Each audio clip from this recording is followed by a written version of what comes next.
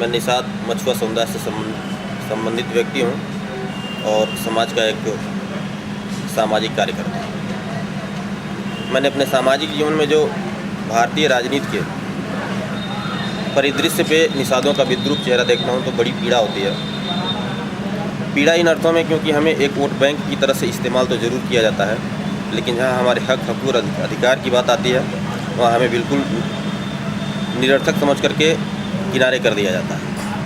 और ऐसा सिर्फ इसके नाते होता है क्योंकि निषाद समाज बहुसंख्या में होते हुए भी इनकी ज़बरदस्त आबादी है और यह संगठित नहीं है। और संगठन ना होने का सबसे बड़ा कारण है एजुकेशन की कमी।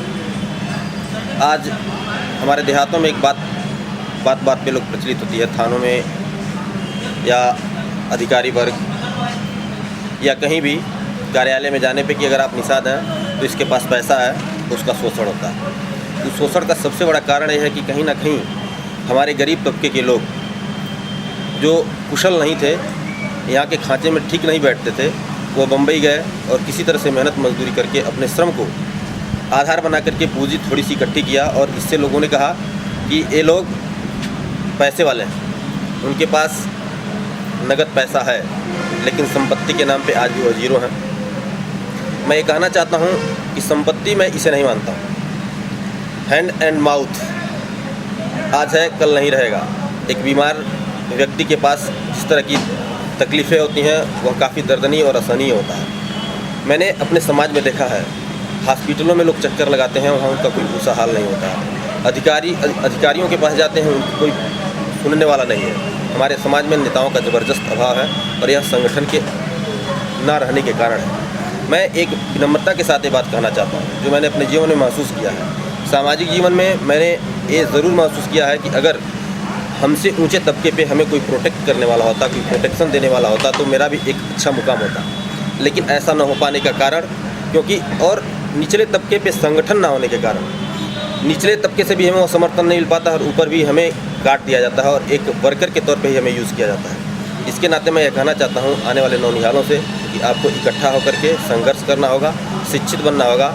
और बहुत सारी वर्जनाएँ हैं हमारे समाज में। एक वोट बैंक बन के ही नहीं, हमें एक लीडिंग पर्सन बन के वर्क करने की ज़रूरत है और इस दिशा में निरंतर वर्क करने की ज़रूरत है, क्योंकि बिना ऐसा किए हुए हम सफलता हासिल नहीं कर सकते। हम सिर्फ वोट बैंक एक कार्यकर्ता बन के नहीं, हमें नेता बनना है और इसकी दिशा में हमें निरंतर कार्य करना होगा।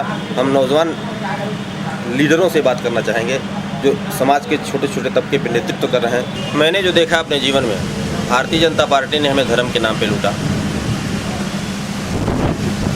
कांग्रेस ने विकास के नाम पे लूटा, समाजवादी पार्टी ने जातिवाद का नारा देकर के, अगड़े पिछड़े का नारा देकर के हमें लूटा, बहुजन समाज पार्टी ने हमारा वोट भाईचारा कमेटी बना करके लूटा और किसी ने भी हमारे हक और अधिकार की बात नहीं करी। तो ये सारी पार्टियां कहीं ना कहीं हमारे अधिकारों का शोषण कर रही हैं। हमारे वोट तो ज़रूर ले रही हैं, लेकिन हमें सही रास्ते की तरफ नहीं लेके जा रही। आज अपने समाज को एकत्रित होकर के एक बल देने की ज़रूरत है। मैं अपने नौजवान साथियों से आग्रह करना चाहूँगा कि अब अपने हाथों में बजरंगी ताकत भरने की ज़रूरत है। अगर एक बजरंगी ताकत आपके हाथों में आ गई और आपने उसे साध लिया तो सही अर्थों में आप खुद अपने वोट के मालिक बनेंगे और अपनी शक्ति का सही तरीके से संतुलन करके एक सही दिशा की तरफ अपने समाज को लेके जा सकेंगे। और हमारे समाज में काफ़ी विकृतियां हैं, हमें अपने से लड़ना होगा। हम नशाखोरी करते हैं, हम छोटी छोटी बातों पे एक दूसरे की आलोचना करते हैं।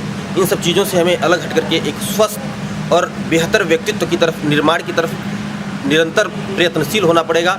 और एक चीज़ और मैं कहना चाहूँगा कि अगर हम लोग संगठित हो गए, अपना समाज संगठित हो गया, निषाद मछुआ समुदाय संगठित और एकत्रित हो गया, तो हमें किसी भी प्रदेश में सत्ता के शीर्ष पद पे पहुंचने से कोई रोक नहीं पाएगा। और सत्ता जिस दिन हमारे पास होगी, शिक्षा के भी हमारे लिए दरवाजे खुलेंगे। एक चीज़ मैं और भी बता देना चाहता हूँ, बहुजन समाज पार्टी की नेत्री जो दलित समुदाय से बिलोंग करती हैं, आज मुख्यमंत्री होने के बाद उन्होंने अपने पीछे सतीश चंद्र मिश्रा को, हमेशा कभी आपने फोटो देखा होगा तो सतीश चंद्र मिश्रा उनके पीछे ब्राह्मण समुदाय के हैं और एक फाइल लेकर के खड़े होते हैं। क्यों? वो फाइल लेकर के वो एहसास कराते हैं कि ताकत व्यवस्था में नहीं है, ताकत किसी जात व्यवस्था में नहीं है, ताकत कहीं भी नहीं है। ताकत मात्र सत्ता में है, और सत्ता के शीर्ष पे पहुंचने के बाद अगर उसका नेतृत्व आप करना चाहते हैं, उसका संचालन कर रहे हैं, तो आपके सामने सारे लोग झुकेंगे। तो मैं आपसे एक विनम्र प्रार्थना करूंगा अपने नौजवान साथियों से कि एक यूनिटी बना करके जहाँ भी हो, आप कॉलेज में हो, किसी भी संस्थान में हो, अपने समवयस्क लोगों को ढूंढो, अपने समाज के लोगों को ढूंढो।